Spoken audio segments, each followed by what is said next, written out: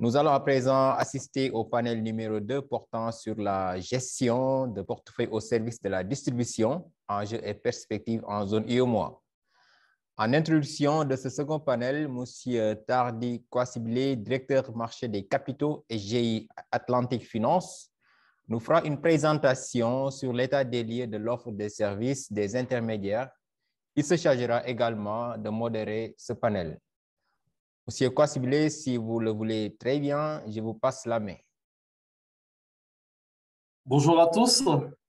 Bonjour. Monsieur le directeur général de l'UEMOA titre, Monsieur Adrien Douf, messieurs les directeurs généraux des trésors et de comptabilité publique des États de l'UEMOA, mesdames et messieurs les participants à la 4e édition de la RNTP, j'ai l'honneur de vous faire une présentation introductive du panel 2. Le panel 2, dont le thème est intitulé comme suit, la gestion de portefeuille au service de la distribution, enjeux et perspectives dans la zone UEMOA. Et d'ores et déjà, je voudrais vous présenter brièvement les panélistes que sont M. Walid Setin El Magri, directeur général d'Atijari Asset Management, Madame Eliane Alangba, directrice générale de NCA Asset Management, et de M. Khalidou Diallo, directeur général de CGF Gestion. D'abord, comme il est de coutume et comme nous sommes encore dans le mois de janvier, je voudrais adresser à tous des vœux de santé, des vœux de paix et de succès pour vous et vos familles. Et aussi, permettez-moi de remercier l'UEMOA à titre pour l'honneur qui me fait de me désigner comme modérateur du panel 2. Et permettez-moi de partager mon écran afin de pouvoir introduire donc ce panel 2 à travers le thème qui est les offres de services des intermédiaires, état des lieux.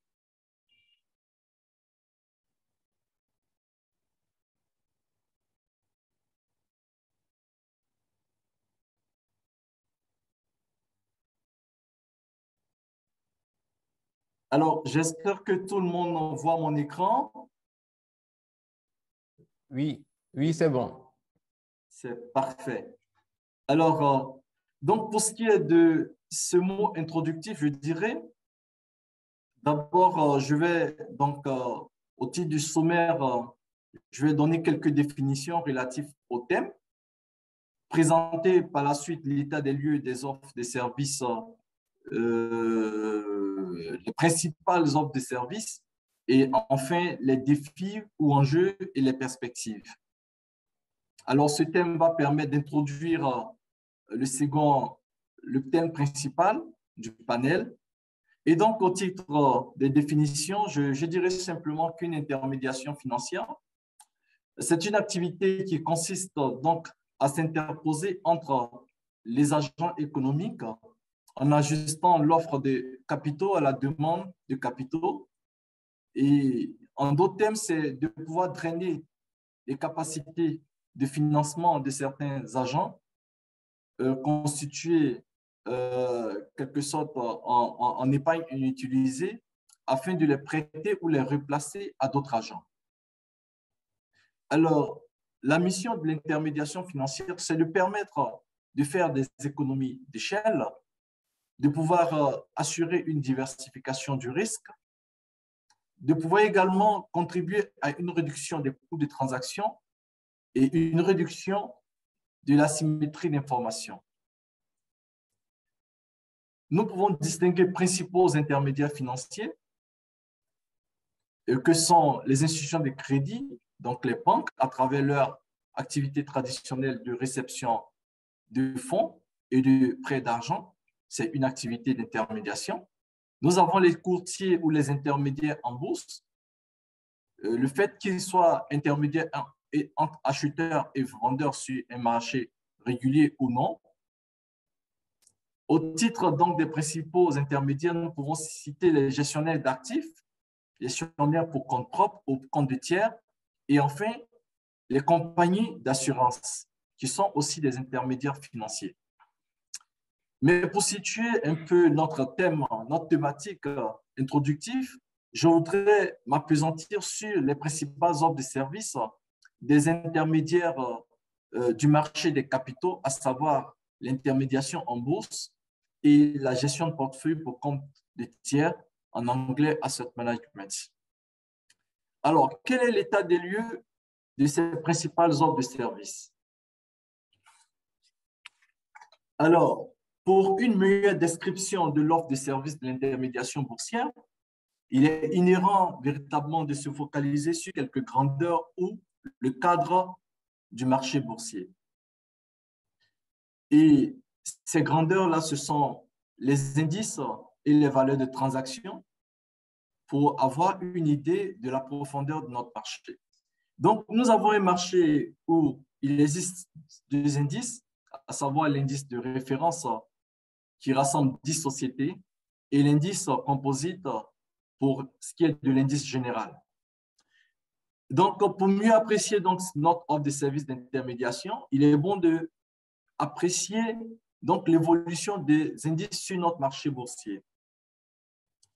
Et donc, à travers ce premier graphique, vous constatez que notre indice boursier, surtout l'indice général, qui en 2015 s'inscrivait à 303,93, a connu un repli jusqu'en 2020 où il s'était situé à 159,24, soit un repli de près de 80%.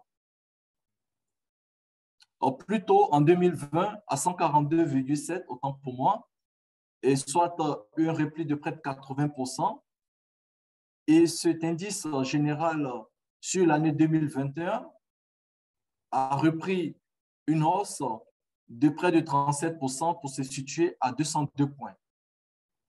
Quant à l'indice BRVM 10, il a perdu sur la période 2015-2020, il a perdu environ 54%, 53%, donc une perte de 53%, voilà, pour se situer à 130,88 points.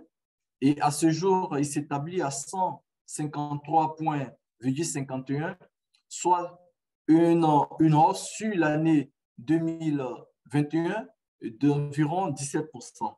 Donc, nous constatons, après un cycle de repli, nous constatons que le marché, globalement, est en train de se reprendre.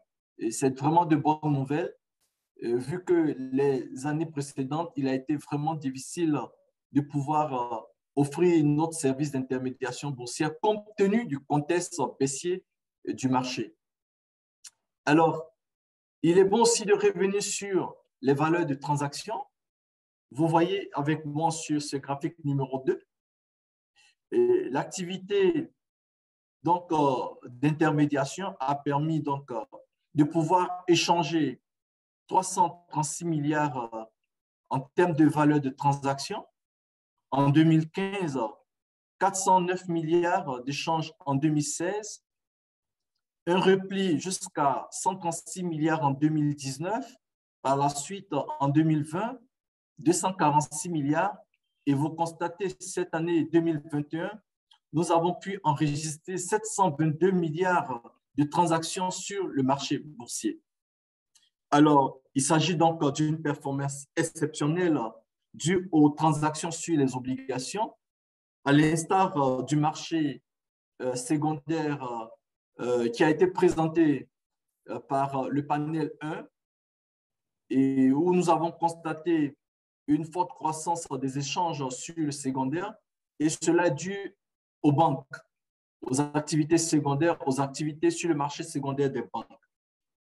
Alors, après avoir présenté ces deux grandeurs, je voudrais rapidement présenter un peu le cadre de l'intermédiation. Il est assez intéressant de le présenter. Donc, nous avons un marché, nous sommes sur un marché où nous sommes passés depuis 2013 en cotation à une cotation en continu en remplacement du fichier unique. Et du point de vue du dénouement des transactions, nous sommes passés de T+5 à T+3. Et en 2022, il est question de pouvoir passer à T+2. Nous avons des tests réglementaires qui encadrent la diffusion de l'information, ce qui est assez intéressant pour un marché régulier. Au titre de la captation boursière, le marché action s'inscrit à 6 085 milliards avec 46 sociétés listées sur le marché de la BRVM. Nous avons un marché obligataire dont la valeur est de 7 247 milliards pour 94 lignes obligataires cotées. Et il faut aussi noter que nous avons la présence d'obligations non cotées dont le nombre est estimé à 29.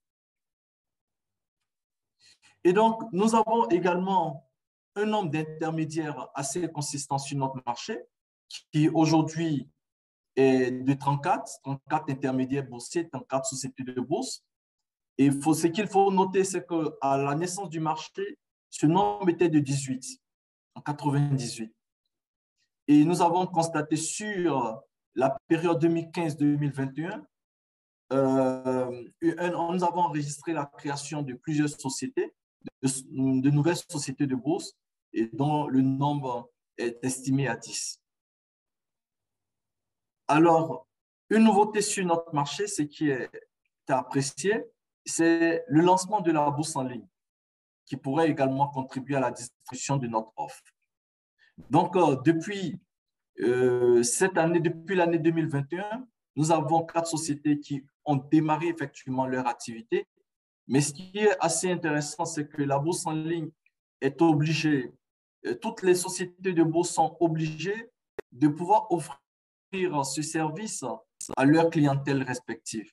Donc, au terme de l'année 2022, toutes les 34 sociétés de bourse devraient offrir donc ce service à leurs clients. Je passe rapidement à la seconde offre de service. Il s'agit donc de la gestion d'actifs, qui est quand même une activité qui a démarré timidement dans les années 2000, mais qui aujourd'hui, nous sommes heureux de pouvoir voir la consistance, voir la progression de l'encours sous gestion, qui est passé de 40 milliards à 731 milliards en 2021 au 1er 2021. Et les prévisions nous font dire que cet encours devrait être de 830 milliards au terme de l'année 2021. Alors, nous avons un dispositif réglementaire qui s'adapte aux besoins du secteur à travers des révisions majeures. Et nous avons eu une première révision donc, des tests de base en 2011 avec les instructions 45 et 46. Et la seconde révision est intervenue il y a de cela quelques jours, donc en 2021, mais promulguée en 2022. Il s'agit donc de l'instruction 66 qui vient d'arriver. Et donc, comme je le disais, les encours ont beaucoup progressé, donc de 40 à 731 milliards au terme de l'année 2020 et éventuellement à 830 milliards au terme de l'année 2021. Nous avons une diversification de l'offre grâce à la révision des instructions. Aujourd'hui, nous disposons de plusieurs catégories d'OPCVM et la dernière révision des instructions a permis d'insérer les OPCVM monétaires, des OPCVM obligations, OPCVM actions, OPCVM diversifiés et des OPCVM à formule. Le secteur donc, de la gestion d'actifs est composé à ce jour d'environ 22 sociétés de gestion d'actifs, contre 13 en 2002. Le nombre d'OPCVM s'inscrit à ce jour à 114 contre 33 en 2002. Et les actifs gérés, pour ce qui est des actifs gérés, nous avons les obligations, donc la classe obligation qui représente 72% du total actif géré des OPCVM, soit 526 milliards contre 12% pour la classe action. Donc, vous aviez donc cette répartition qui est présentée à travers le camembert si présent. Et donc là, on peut constater l'ensemble des classes d'actifs, à savoir la classe action, la classe obligation, la classe liquidité pour les liquidités en attente d'être investies, une classe OPCVM parce qu'il est possible d'investir, il est possible pour un OPCVM d'investir dans un autre OPCVM, et les OPCVM également investissent dans les placements dits monétaires. Alors, rapidement, je vais passer sur un point qui est relatif à la distribution des OPCVM qui fera l'objet de discussion à travers le panel 2. Nous avons pu retracer quelques canaux de distribution et force est de noter que la commercialisation directe est celle qui est priorisée par les différents acteurs, par les différents intermédiaires financiers. Par contre, il y a un bémol sur la distribution à travers le réseau bancaire, à travers les compagnies d'assurance, en l'occurrence la distribution des produits multisupports qui reste un produit commercialisé par les compagnies d'assurance. Et il y a aussi un bémol sur la distribution à travers les conseillers en investissement, les plateformes en ligne et les banques privées. Allô? Donc, oui, hello? Vous m'entendez, j'espère? Rapidement, je vais terminer donc ce point introductif en évoquant donc les défis et les perspectives.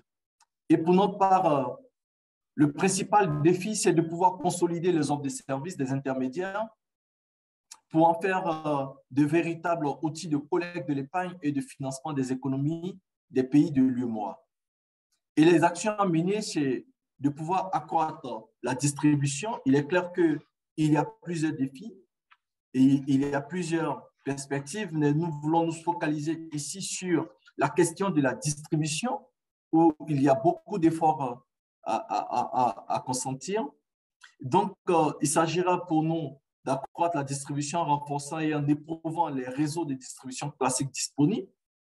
Une seconde action, c'est de pouvoir promouvoir de nouveaux canaux de distribution adaptés à une cible d'investisseurs devenus plus exigeants.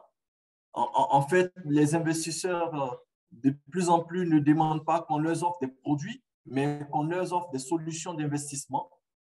Et je voudrais aussi proposer qu'on puisse conquérir des marchés à l'international et le marché de la diaspora. Et il est clair qu'un mot nous revient toujours à l'esprit. Il s'agit donc de la digitalisation qui devrait rester le maître mot de la distribution des offres de services de nos intermédiaires. Alors, donc, sur ce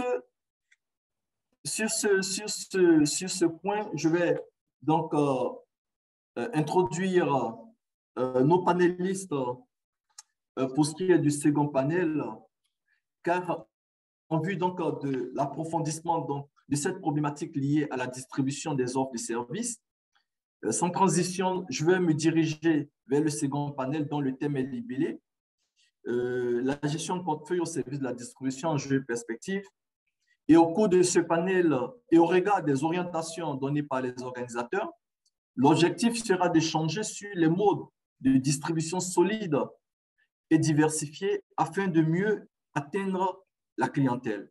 En d'autres termes, comment adresser la distribution afin de toucher toutes les couches d'investisseurs et surtout démocratiser les offres de services des intermédiaires financiers, en l'occurrence celle de la gestion d'actifs. Et donc, pour traiter ce thème, cette problématique assez délicate, 3 professionnels de la gestion d'actifs ont été conviés à ce panel. Il s'agit donc de Madame Eliane Alangba. Présentation brève. Madame Eliane Alangba a démarré sa carrière sur les marchés financiers en 2005 au sein de BNP Paribas Security Service à Paris. En 2005, elle intègre Odo et compagnie, où elle est en charge de la relation avec la clientèle private. En 2006, Madame Eliane Alangba a fait le choix de rentrer en Côte d'Ivoire où elle travaille au sein de BAO Finance, devenue par la suite NCA Finance. Elle a été d'abord donc responsable des opérations de cette structure et puis responsable des marchés des capitaux. Par la suite, elle a mené la création donc, de la société de gestion d'actifs et aujourd'hui, elle en occupe la fonction de directrice générale. Merci, Madame Alangba, de nous rejoindre. Je Merci. voudrais te présenter le second Pardon, panéliste. Tardy, je vais juste corriger un point parce que il y a un petit changement. Depuis le mois de décembre, je ne suis plus directrice générale de NC Asset Management. J'interviens avec grand plaisir à ce panel comme directrice générale adjointe de NCA Finance. Merci, merci Madame Alangba. Merci Eliane pour cette précision. Vous avez vous-même constaté. Alors, le second panéliste, il s'agit donc de Walid Slitin M. Gari. Voilà. Excuse-moi d'avoir écorché ton nom. Non. Il est le directeur général de Attijari Asset Management. Et avant de rejoindre en 2020, depuis 2020, donc la société de gestion du groupe Attijari, monsieur, du moins je l'appellerai Walid. Walid a travaillé pour le compte de la NGO Wafa Gestion, basée à Casablanca. Donc, il a été responsable clientèle corporate. Avant, il a été d'abord conseiller en investissement corporate et institutionnel. Et rassurez-vous, il a débuté ses expériences à la Société Générale du Maroc en tant qu'analyste risque entreprise. Merci, Wally, de nous rejoindre. Merci pour ta disponibilité. En prie, avec plaisir. OK. Et enfin, je voudrais vous présenter donc mon dernier panéliste. Il s'agit donc de M. Khalidou Diallo, administrateur directeur général de CGF Gestion, titulaire d'un DA en monnaie finance à l'Université Paris 1 Panthéon-Sorbonne. Et depuis 2011, il dirigeait en fait les départements de contrôle des risques de marché, risques opérationnels et reporting de la société de gestion SMA Gestion à Paris.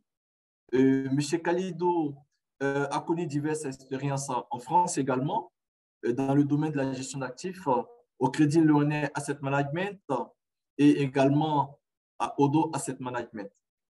Et donc, vous constatez avec moi, chers participants à ce panel, que je suis en face des personnes chevronnées dans l'asset management et je voudrais déjà leur permettre de se présenter s'il y a eu des oublis et éventuellement de présenter leur société avant que nous rentrons dans le vif du sujet. Alors, je laisse la parole à Walid. Je ne sais pas si vous m'entendez. En tout cas, un réel plaisir d'être réunis parmi vous et en fait l'audimat qui nous suit. Tijari Asset Management, une SGO de la place, donc société de gestion d'actifs, donc PCVM. Nous sommes une entreprise à taille humaine, à peu près 13 collaborateurs.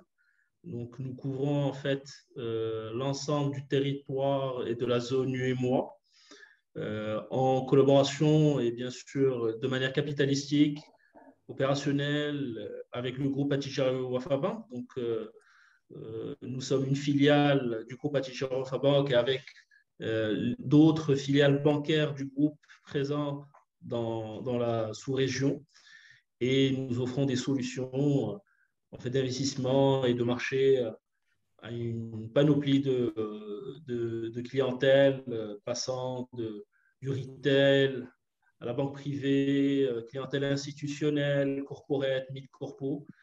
Et nous essayons donc dans on va dire, dans une moindre mesure d'accompagner d'autres types d'investisseurs étrangers hors zone, donc pour faire connaître en fait les marchés financiers en zone UEMOA et les opportunités qui peuvent leur offrir en fait ce marché. Et donc, je laisserai aussi la parole à mes confrères. Rapidement, je laisse la parole à Khalidou. Oui, merci beaucoup, Tardy. Merci aussi à l'ensemble des personnes connectées et à mes amis panélistes. Donc, pour parler de CGF Gestion, je dirais que c'est une structure qui a 20 ans, depuis décembre de l'année dernière, avec une expertise assez poussée sur la partie asset management.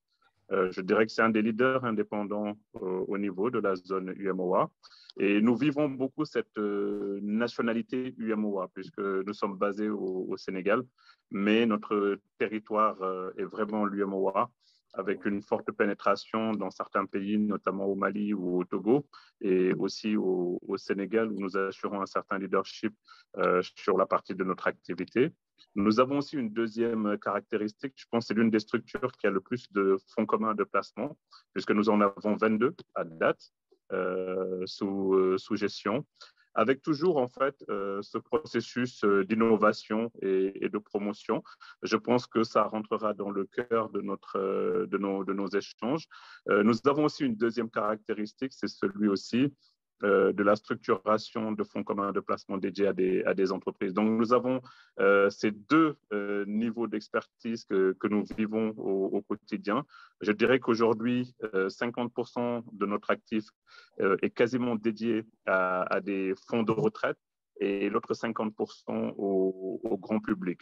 Et donc, je pense qu'au fil de nos échanges, nous pourrons dérouler un peu dans la présentation et dans la stratégie de la société. Merci beaucoup, Tardy. Merci, Khalidou. Alors, pour clôturer donc cette série de présentations, je vais donc appeler Eliane, la seule dame. Hein, donc, clôture, s'il te plaît, donc, notre série. Merci Tardy.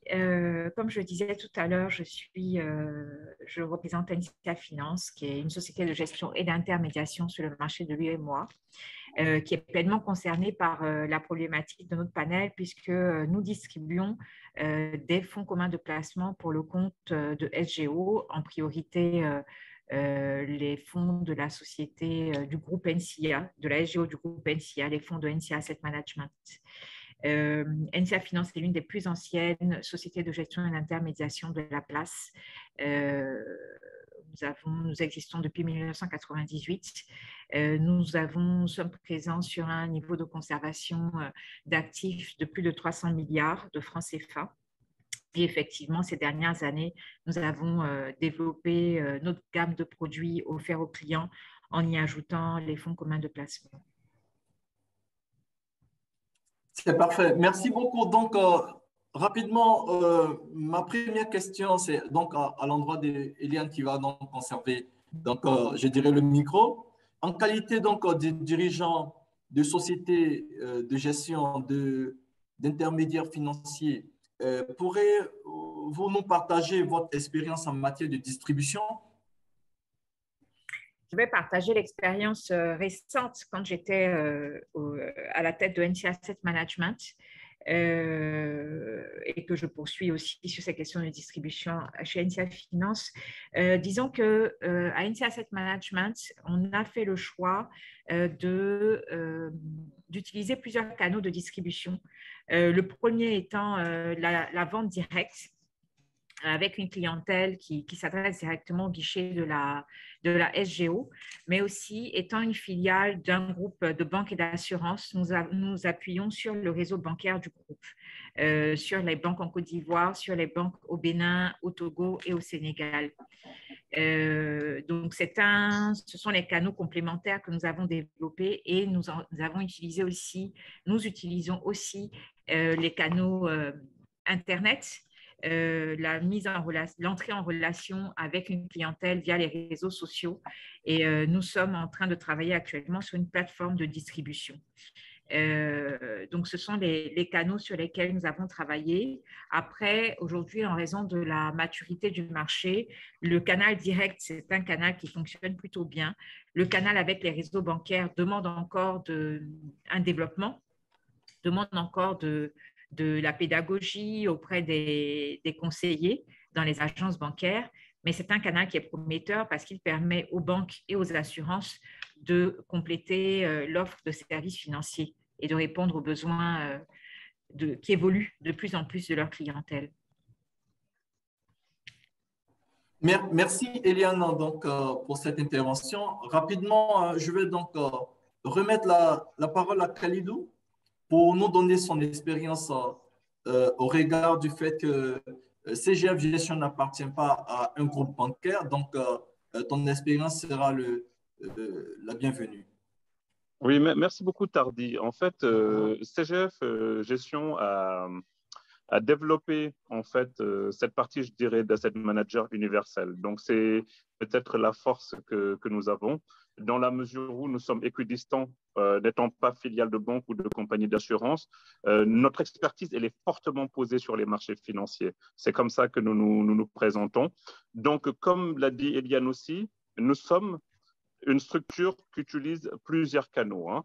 Par contre, le centre de notre activité se trouve dans notre propre canal de distribution, notamment via la maison mère qui est CGF Bourse. Nous avons une agence physique qui permet de traiter au quotidien les souscriptions et rachats.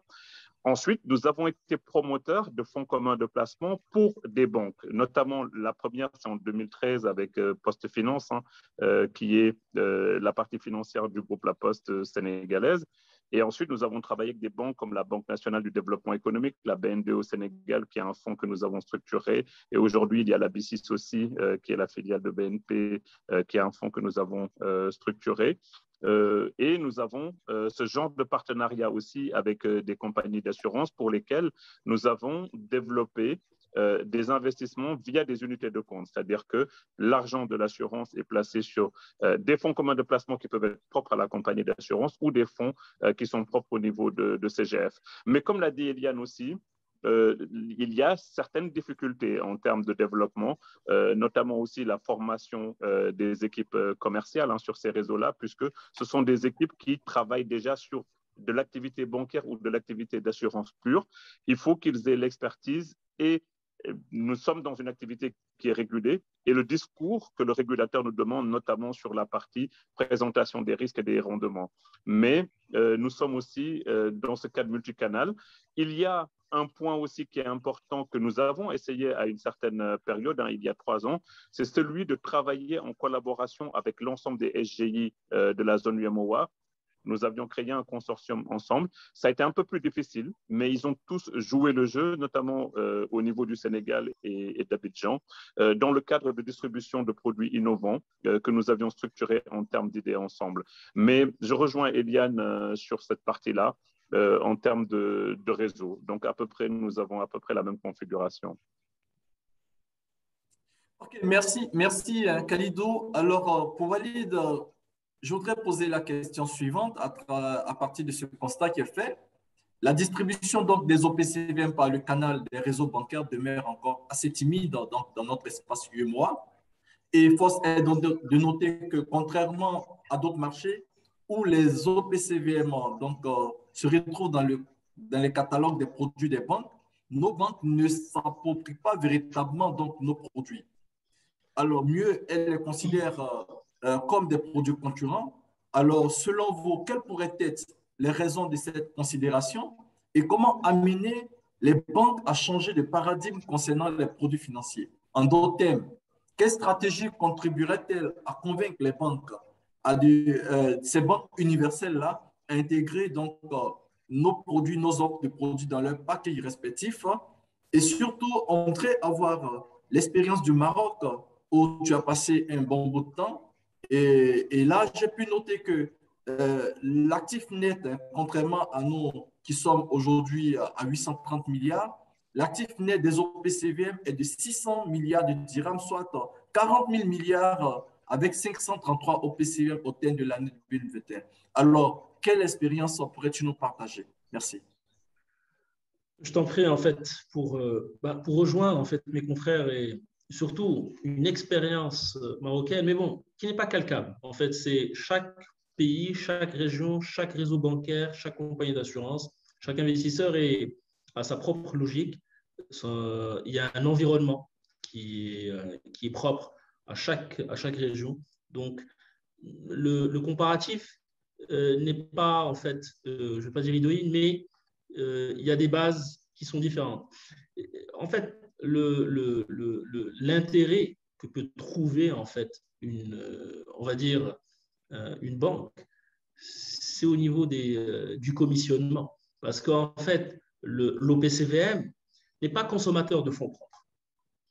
Donc, l'intérêt pour une banque, donc commercialiser un OPCVM, ça lui pompe pas en fait des fonds propres, mais beaucoup plus, ça lui rapporte en termes de commission.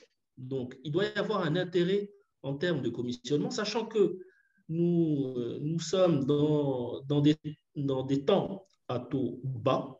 On a un taux directeur qui est à 2%, une banque centrale accommodante, des taux obligataires, on va dire, qui commencent à dévisser. Donc, il peut y avoir de l'intérêt et il doit y avoir aussi, donc, de l'intérêt pour de nouveaux outils. Et surtout, pour intéresser les banques, c'est dans leur PNB, donc le PNB bancaire, c'est la partie commissionnement. C'est très important parce qu'il y a les marges d'intérêt qui s'érodent avec un environnement bancaire, c'est-à-dire d'octroi de crédit. Ben, on voit en fait les encours de crédit qui depuis plus de 3 ans, en fait, donc les banques nous distribuent très peu de crédit. Et donc, à un moment donné, pour maintenir des marges, il faut augmenter les commissions. Et donc, la diversification en fait, des offres, des produits, peut ramener et ramène en fait du commissionnement bancaire. Et donc, l'intérêt, c'est dans cette partie, on va dire, bilancielle ou bien du CPC, du compte de résultat, pour intéresser et promouvoir en fait l'OPCVM pour qu'il soit en fait par la suite accaparé par la force de vente des banques. Et ça, c'est un autre travail, une autre pédagogie. Donc, c'est un travail d'haleine. C'est beaucoup en fait d'abnégation de la part de la SGO et aussi une acceptation de la force de vente de vouloir proposer un OPCVM qu'un produit classique bancaire, type dépôt à terme, une rémunération, et sachant que c'est du hors bilan. Donc, pour la force de vente, doit être aussi intéressée aussi à pouvoir en fait placer en fait les produits et surtout qu'il y ait un système. Bien sûr, en fait, j'imagine, en fait, dans la distribution, il y a toujours un système de rétrocession et aussi d'intéressement, en fait, de nos produits. Ainsi, on peut intéresser, en fait, les dirigeants bancaires et aussi bien promouvoir, en fait, nos produits dans un environnement à taux bas et avec des baisses, en fait, des taux obligataires. Donc, c'est à peu près, dans mon intervention en ce sens. Merci Walid. Je pense que des dirigeants de sociétés de gestion nous écoutent et ton intervention pourrait aider à mieux adresser donc leur offre auprès des réseaux. Je vais laisser Khalidou peut-être revenir sur cette question éventuellement. Oui, oui, Tardy, je pense que Walid a entièrement raison, hein. En général, hein, le nerf de la guerre reste d'abord la rémunération des réseaux. Vous savez, si vous voulez que quelqu'un collecte pour vous, si c'est gratuit, c'est un peu compliqué, puisqu'il faut mettre en place, il faut positionner des équipes là-dessus, et c'est un travail de pédagogie et de longue haleine. Donc, il faut revoir peut-être ou voir ensemble le système de rémunération, sachant que dans ces 5 dernières années, nous avons eu un contexte, par exemple, du marché action qui était baissier.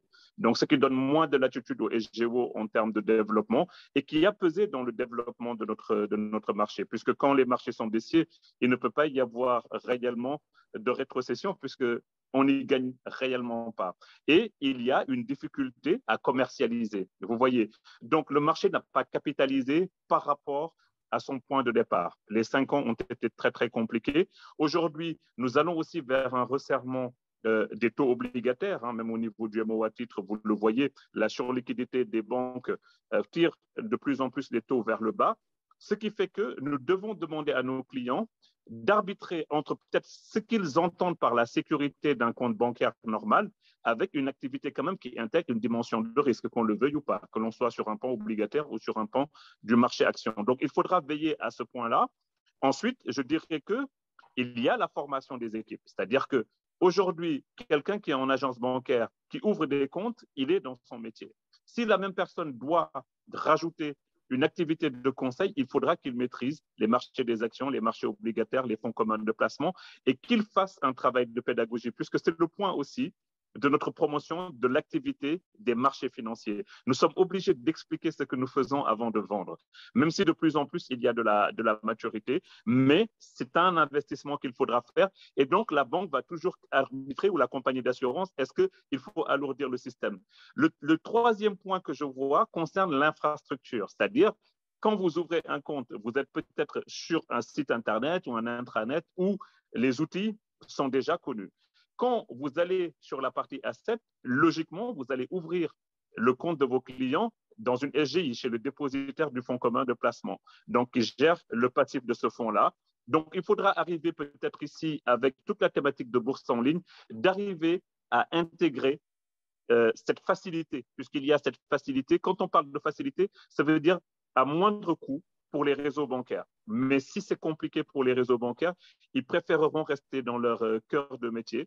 Et aussi, il y a ce que j'avais remarqué au niveau de certains réseaux bancaires, c'est de se dire, mais pourquoi je vais vendre un produit CGF alors que j'ai mes propres produits? Donc, il faut arriver à créer cette identification, arriver aussi à créer cette multiplicité, un guichet unique pour les banques, c'est-à-dire pour moi, une banque comme aujourd'hui, ce qui se passe en Europe, doit pouvoir faire son activité bancaire, vendre des produits d'assurance et vendre des produits du marché financier, et que le client arrive à identifier que l'ensemble de ces points sont des processus d'épargne complémentaires, mais pas des processus, ce ne sont pas des processus, je dirais, concurrents. Donc, voilà peut-être ce que je pourrais apporter sur cette question-là à mon niveau. Merci. Donc, quand tu me rejoins lorsque je dis que les clients sont devenus de plus en plus exigeants et qu'ils ne recherchent pas des produits, mais plutôt des solutions d'investissement. En tout cas, merci beaucoup. Je pense que le thème il est assez intéressant. Et je voudrais revenir avec Eliane. Il faut juste noter qu'aujourd'hui, l'environnement de la gestion d'actifs change à grande vitesse, ce qui, avec l'essor des nouvelles technologies, engendre l'émergence de nouveaux business models portés tant par des sociétés de gestion, d'intermédiation, que par des nouveaux acteurs qui sont les fintechs, sociétés d'Internet, et ainsi de suite. Alors, cette révolution industrielle, que de passer d'une industrie de production de fonds d'investissement, packagée pour battre ou appliquer un indice de marché, il faut être capable de proposer à chaque épargnant des solutions d'investissement adaptées à leur projet d'épargne. Alors, compte tenu de ces nouveaux défis qui sont liés à des facteurs technologiques et à des facteurs sociaux, je dirais, aujourd'hui, nous avons en face de nous une génération dite digital native, qui sont considérées comme aujourd'hui des tendances lourdes à prendre en considération au niveau de tous les secteurs. Pour toi, Eliane, quels pourraient être les nouveaux canaux de distribution des offres de services des intermédiaires? Et comment faire face à ces tendances lourdes qui façonnent désormais tous les environnements? Alors, sur les tendances d'évolution que doivent prendre les sociétés de gestion pour commercialiser leurs fonds et faire face aux besoins grandissants de la clientèle, je pense qu'une des opportunités, c'est vraiment la technologie digitale dont on parle de plus en plus. C'est s'appuyer sur les fintechs, s'appuyer sur des partenariats stratégiques avec les fintechs, ce qui évite de se lancer dans des investissements coûteux pour les SGO. La SGO se concentre sur son activité de gestion et s'appuie sur une fintech pour développer une plateforme de distribution qui permettra de rentrer en contact avec une clientèle la plus large possible. L'avantage également de ces fintechs, c'est qu'on peut collecter de la donnée, ce qu'on pouvait faire de façon manuelle pendant de nombreuses années avec des papiers qu'on remplit et qu'il faut compiler dans des bases de données. Aujourd'hui, quand on s'appuie sur une fintech, on a tout de suite une plateforme qui collecte des données, qui sait traiter ces données, qui permet de profiler les clients, de définir des profils types de clientèle, de comprendre les besoins. Souvent, ces plateformes sont couplées aux réseaux sociaux et donc permettent d'agréger un certain nombre d'informations que les clients peuvent laisser sur leurs différents profils. Pour moi, c'est vraiment l'opportunité qui s'ouvre aux sociétés de gestion.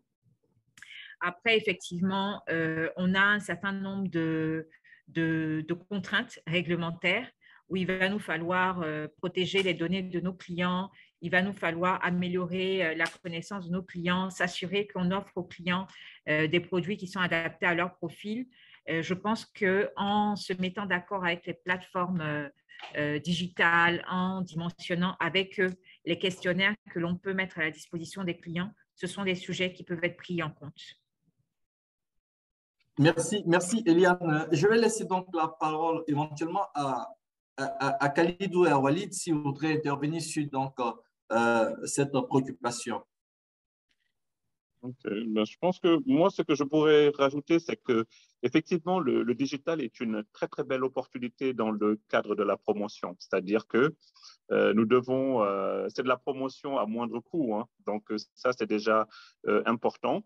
Et ensuite, on peut faire passer des messages simples, pédagogiques, et les gens sont friands aujourd'hui, je ne sais pas, quand ils rentrent dans les réseaux sociaux, d'informations. Donc, je pense qu'avec l'appui de certaines structures, nous pouvons travailler l'ensemble des SGO et des SGI, hein, et des acteurs de la place dans nos campagnes, dans la promotion, et augmenter peut-être l'appétence que le marché a pour les produits du marché financier.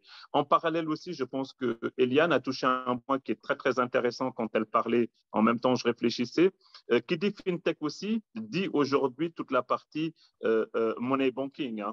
Donc, la facilité peut-être de linker aujourd'hui des souscriptions via son téléphone portable, des rachats, récupérer son argent via son téléphone portable via des fintech qui développent aussi des outils. Je pense que les choses vont très, très vite. Et Tardy avait évoqué au démarrage aussi une autre cible qui est très, très importante, qui est la diaspora. Et je pense qu'aujourd'hui, grâce au digital, nous pouvons arriver à faire la promotion, d'abord faire comprendre ce que nous faisons, faire comprendre la qualité de notre marché financier pour enfin proposer des produits fiables en toute sécurité et outrepasser même, je dirais, en termes de type de clientèle, nos frontières de l'UMOA. Donc, moi, je vois ça, Tardy, comme une très, très belle opportunité et une grande opportunité. Et je dirais que l'ensemble des acteurs doivent travailler peut-être avec des structures qui les accompagnent dans le déploiement de grosses stratégies sur la partie digitale.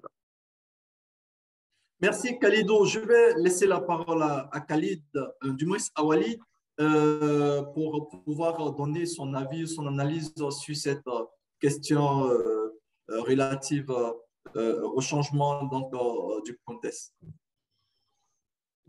Du contexte, toujours sur l'IT, les fintech, oui. En fait, la frontière, en fait, est-ce qu'on utilisera des robots advisors ou c'est nous-mêmes qui allons disparaître totalement sans commercialiser et sans toucher et être palpable vis-à-vis des clients? En fait, oui, pour être sur de la masse, toucher en fait en fait pour être palpable envers plusieurs petits porteurs ou grands porteurs, oui. C'est juste aussi un sujet de KYC, c'est-à-dire que utiliser les solutions du mobile, du wallet, mobile banking, ou bien aussi qu'on puisse s'adosser à des partenaires bancaires. Il y a aussi une notion, et on est tenu par le régulateur d'avoir en fait c'est un niveau de conformité, donc de KYC vis-à-vis de l'ensemble de la clientèle. Mais dans un contexte où le développement de l'OPCVM n'a pas encore pris du là, oui, effectivement, en fait, la technologie peut nous aider et va nous aider en fait de bien vulgariser nos produits, nos solutions, qu'on pourra toucher en fait les petits porteurs, même peut-être les non bancarisés, sachant que en fait nous avons un niveau de bancarisation qui est en deçà des 20% dans notre zone, et sachant qu'il y a beaucoup de cash en circulation hors circuit.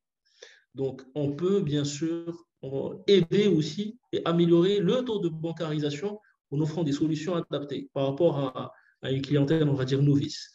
Donc, oui, ce sont des solutions, des outils que nous aussi, au sein d'Altigera Asset Management, nous travaillons avec nos partenaires bancaires, donc pas avec des partenaires indépendants. Donc, pour mieux, en fait, vous savez, on peut consulter notre compte, on peut faire un virement, on peut faire une demande de chéquier, donc faire plusieurs opérations à l'international.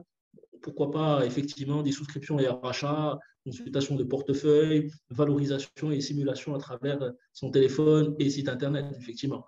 Donc, c'est des outils d'aide qui peuvent toucher, en fait, plusieurs investisseurs. Merci Walid. Je voudrais revenir vers Eliane. Donc, d'entrée de jeu, j'ai parlé au titre de l'offre de services relative à l'intermédiation boursière. Je parlais tantôt de la bourse en ligne. Est-ce que tu pourrais me dire si la bourse en ligne pourrait véritablement contribuer à rehausser donc, cette offre de services qui est l'intermédiation boursière? Quel est ton avis sur le sujet, Eliane? Là, je te parle en tant que société de gestion et d'intermédiation. Oui, la bourse en ligne, de façon générale, les applications en ligne des sociétés de gestion ou des banques permet aussi d'accroître cette distribution. Je pense que par défaut, on est parti sur la distribution de nos propres produits. Quand on fait la bourse en ligne, on propose de transiger sur des actions et sur des obligations, mais demain, on peut envisager de rajouter des FCP. Ça veut dire aussi que les SGI doivent être suffisamment confortables pour ne pas considérer les produits des FCP comme des concurrents et les proposer à leur clientèle comme vraiment une façon de diversifier leur portefeuille. Je pense que aussi, comme disait Walid, si sur un web banking d'une banque, on a cette possibilité de souscrire, de demander son chéquier, de demander une carte bancaire et de souscrire à des fonds communs de placement ou de faire un rachat de fonds communs de placement, on suscite auprès du client cette possibilité. Et donc, les clients vont s'y intéresser et vont aussi, on va pouvoir gagner de nouveaux clients par cette plateforme. Donc, pour moi, c'est une opportunité qu'on doit continuer d'approfondir. Ce que je dis est valable pour les SGI, c'est-à-dire que nous ne restons pas seulement à faire de la bourse en ligne pour des actions et des obligations, mais élargissons-la avec les FCP. Et pour ça aussi, ça demande que les FCP communiquent régulièrement sur leurs valeurs liquidatives, communiquent régulièrement mettent à disposition les prospectus des fonds communs de placement pour que les clients prennent des décisions avisées. Merci. Donc, au regard de vos interventions, je suis amené à dire qu'il est nécessaire pour les intermédiaires d'appréhender autrement donc, la distribution de leurs offres de services, mais dans un cadre réglementaire adapté. Alors, sans désigner quelqu'un, pourriez-vous me dire le cadre réglementaire, parce que tout à l'heure, Walid parlait de KYC, quel devrait être le cadre réglementaire adapté donc à cette nouvelle manière de distribuer?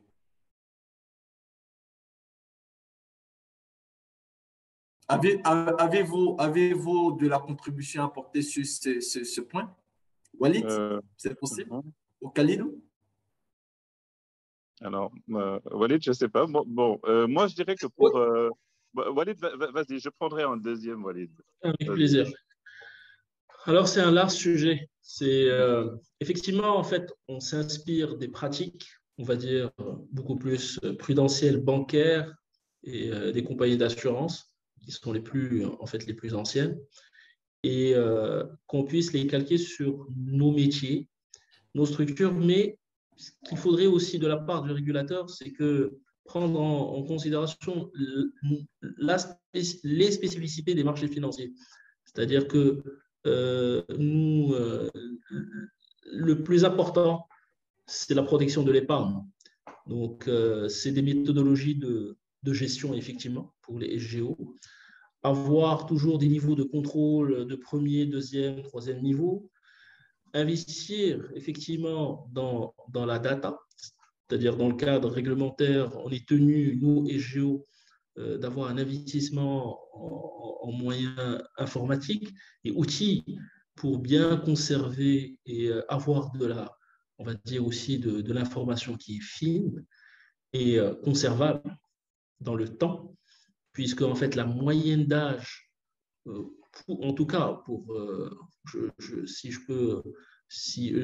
ne connais pas en fait l'ancienneté en fait des autres des SGO, mais on n'a pas plus de 10 ans en plus donc on va dire on est des pré-ados et avec plusieurs agréments et nouveaux agréments qui arrivent sur le marché.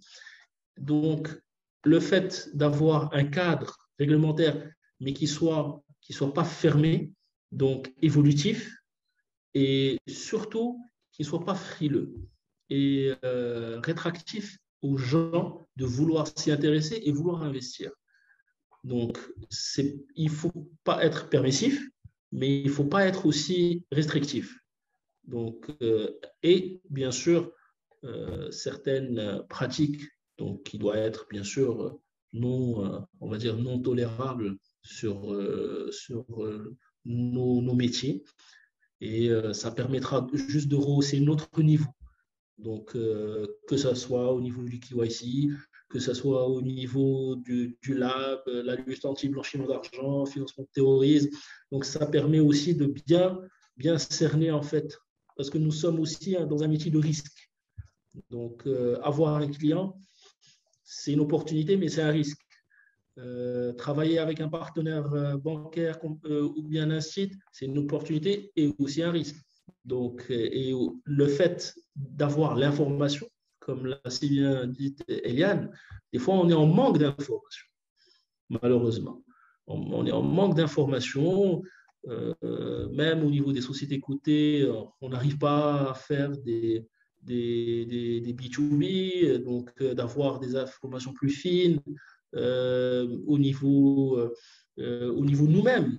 Donc, notre association, donc, elle vient de démarrer en fait le partage d'informations, donc des actifs nets, des VL, par la suite peut-être la publication des inventaires. Donc, et ça permettra de mieux, on va dire, de se connaître, faire de la veille concurrentielle, c'est très important, mais on est toujours, donc chacun gère on va dire, sa boutique. Et sur le marché, on n'a pas encore beaucoup les informations requises pour bien cerner en fait l'ensemble des risques inhérents. En fait. Merci Khalid. Alors, merci Walid. Alors, Khalid, la dernière fois, lors de nos échanges préliminaires dans le cadre de la préparation donc, de notre panel, tu avais évoqué la question de la signature électronique. Alors, quel cadre réglementaire on peut adresser sur ce point? Oui, alors je pense que Tardy sur ces points par rapport à ce que vient de dire Walid, hein, c'est le cadre réglementaire doit être robuste parce qu'en fait, quand on parle d'une SGO, je prends le cas de CGF Gestion ou d'Atigeri ou de NSIA, quand vous voulez déléguer votre distribution, il y a un point qui est intéressant. Vous avez beau travailler à votre niveau, il faut regarder la crédibilité aussi de votre partenaire, sa capacité à être aussi clean que vous en termes de traitement, puisqu'on parle ici de récupérer l'argent d'épargnants et de le faire rentrer dans le bon canal. Donc, quelque part, il y a une asymétrie d'information qui existe. Maintenant, entre par exemple une SGO et un partenaire bancaire ou un partenaire compagnie d'assurance, c'est beaucoup plus simple parce que nous savons que la régulation est très, très robuste. D'un côté, au niveau de la Banque centrale, de l'autre côté, le CREPMF ou la CIMA. Donc, nous sommes dans des cadres réglementaires assez stricts. Mais quand nous sortons, par exemple, je parle de structures de microfinance ou d'autres types de distribution, il faudra faire une due diligence beaucoup plus poussée. Je pense que le cadre réglementaire doit s'adapter à l'évolution de notre environnement. Tout à l'heure, nous en parlions. Le digital, par exemple, à ce niveau, il ne faut pas attendre 10 ans pour nous donner les moyens de pouvoir utiliser la bourse en ligne parce que la signature électronique, on l'a évoqué, n'est pas encore validée. Comment authentifier la souscription de M. Kalidou Diallo qui est au Gabon dans un fonds de Attijari et s'assurer que c'est lui qui a signé? Comment pouvons-nous authentifier, je pense que c'est beaucoup plus dangereux, le rachat de M. Kalidou Diallo qui arrive sur une signature électronique? Donc, nous savons que le digital intègre aussi quelques problèmes de sécurité, notamment sur des aspects bancaires. Donc, il faudra les intégrer. Ça ne doit pas être pour moi une contrainte, mais il faut trouver une certaine flexibilité, puisque nous parlons d'un marché et ce marché n'est pas statique. Nous parlons de quelque chose qui est très, très dynamique aujourd'hui au niveau digital. Peut-être au 31 décembre 2022, il y aura des nouveautés que nous n'avons même pas anticipées sur la partie FinTech. Donc, même la façon de communiquer, on a parlé tout à l'heure de Facebook, quand vous êtes sur TikTok maintenant, c'est plus des vidéos spots pour faire la promotion que du texte, vous voyez. Donc, il faut que le régulateur puisse mettre à la fois un cadre réglementaire robuste, mais donner la flexibilité aux acteurs de s'adapter en temps réel. C'est pas simple. C'est pas simple, ce qui veut dire il faut un cadre réglementaire assez robuste, mais assez ouvert, qui ne bloque pas, qui ne verrouille pas, mais qui permet périodiquement de revoir les choses. Donc, la signature électronique, je l'ai pris parce que c'est un enjeu de taille. Vous faites de la bourse en ligne, vous arrivez jusqu'à votre souscription et il n'y a pas de système d'authentification qui est validé. Donc, nous repartons à zéro, nous quittons le digital pour repasser sur du papier, faire un scan et le renvoyer. Or, tout le processus devait être digital. Donc, c'est pour ça, je me dis, il ne faut pas se tromper de guerre. Si nous voulons aller très, très vite sur la partie digitale, il faudra que de A à Z, comme sur les marchés européens, comme sur les marchés américains ou sur les marchés asiatiques, que M. Diallo puisse de son téléphone portable acheter des actions ou des fonds communs de placement sans pour autant besoin d'imprimer quoi que ce soit. Nous savons aujourd'hui que le taux d'équipement des personnes en Afrique, je parle plutôt de notre zone, est très, très important. Par contre, regardons le nombre de personnes qui sont lettrées, qui sont capables de lire et de signer. C'est la réussite que WhatsApp a eue, puisque en inventant le message vocal, plus besoin de taper pour parler à une personne. Donc, ça a permis d'intégrer des personnes qui n'ont jamais été à l'école. Donc, nous devons, nous, en tant que, je dirais maintenant, Africains, nous adapter à notre environnement, essayer d'être créatifs, de nous adapter à nos populations. Le problème, nos acteurs, nos grands investisseurs ne sont pas toujours des gens lettrés. Nos grands commerçants ne sont pas toujours des gens lettrés. Ils ont de l'argent, ils ont de l'épargne, ils ont de la trésorerie, mais comment les intéresser à notre business? Donc, pour moi, c'est l'enjeu de taille, en fait. Nous devons nous adapter complètement à notre environnement et le régulateur doit être beaucoup plus ouvert ou se poser périodiquement sur la… On ne peut pas le faire tous les 5 ans, en fait. Il faudra périodiquement s'adapter à notre environnement parce que ça va très, très vite. Ce n'est pas simple comme exercice, mais si nous voulons développer notre activité, si nous voulons développer nos pays, nous sommes obligés d'aller à un rythme qui est très, très rapide. Voilà ce que je voulais peut-être rajouter sur ce point-là. Merci Khalidou. Ce que je voudrais, en fait, en résumé, je voudrais juste dire qu'il va falloir donc, en regard de vos interventions, demander aux régulateurs d'être ouverts et d'avoir beaucoup plus d'anticipation parce que les choses vont vite. Alors, abordons maintenant la question relative à l'expérience client et donc qui est une notion marketing utile dans le cadre de la distribution, une distribution plus efficace. Alors, de votre point de vue, dites-moi, pouvez-vous nous parler des stratégies possibles ou éventuelles qui pourraient contribuer donc à l'amélioration donc de la connaissance du client? Et pensez-vous qu'il est nécessaire pour des sociétés de gestion d'investir dans des outils de connaissance client tels que du CRM? Je vais laisser la parole à Eliane. Merci Tardy. Oui, sur ces questions d'expérience client qui sont des questions prégnantes, quel que soit le service qu'on distribue aujourd'hui, il y a un vrai sujet et aujourd'hui pour nous, pour les SGO, pour ceux qui distribuent des produits des OPCVM, il faut déjà réussir à raccourcir les circuits. Faire en sorte que les circuits soient les plus simples possibles, que les parcours clients soient les plus simples, avec le moins d'étapes possible. C'est en ce sens-là qu'on parlait de digital. Le digital peut être une solution. Quand le client se présente même dans un réseau bancaire, si le conseiller clientèle a une plateforme sur laquelle il peut rentrer les informations du client et ces informations arrivent auprès de la SGO, ce sont des solutions qui vont contribuer à faciliter l'accès à nos produits pour les clients. Les questions de connaissance client aussi qui sont un impératif du régulateur. On parle de KYC Le fait aussi de digitaliser, le fait de mettre le maximum d'informations dans des systèmes d'information nous permettra de pouvoir exploiter ces données, de pouvoir les classer, les trier, les filtrer, ressortir des profils de nos clients, voir les habitudes de nos clients. Aujourd'hui, on peut faire un grand nombre de choses.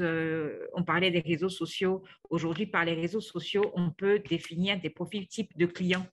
Et donc, on peut, grâce à l'amélioration du cadre réglementaire, voir dans quelle mesure ces données peuvent être exploitées et peuvent être transformées pour qu'on connaisse de mieux en mieux nos clients et qu'on aille au-devant de leurs attentes. Un client peut avoir des besoins qui naissent parce qu'il connaît un certain nombre de choses, mais peut-être que si on lui parle encore d'autres possibilités, le client peut s'adapter ou y voir un intérêt pour lui. Nous, si on arrive à mieux connaître nos clients, peut-être mieux même qu'eux-mêmes, on pourra leur proposer des produits qui prennent le devant sur leurs besoins. Voilà ce que je peux dire sur ces questions de connaissance client et d'amélioration et d'utilisation des plateformes de distribution. OK. Les deux autres panélistes, avez-vous une contribution sur ce point précis? Si je peux prendre la parole. OK, Walid, vas-y. Alors, je rejoins totalement ce que vient d'exposer Eliane, c'est que l'expérience client, c'est extrêmement enrichissant, c'est de l'humain en fait. Et pour l'avoir vécu depuis plus de 15 ans, en fait, nous connaissons des fois nos clients et ils nous anticipent.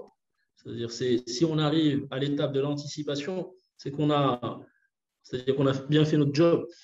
Mais c'est aussi, on doit se battre pour, en tout cas la filiale que je représente, je me base sur l'information en fait des réseaux bancaires. Donc, une banque, c'est une mine d'informations, une mine de connexion. Et surtout aussi, ils ont des informations d'habitude sur plusieurs de leurs partenaires. Et aussi, c'est une banque, ça gère, ça collecte des dépôts, mais ça gère des risques. C'est-à-dire qu'au niveau des banques, ils ont des connaissances en termes de risques, on va dire, plus soutenues.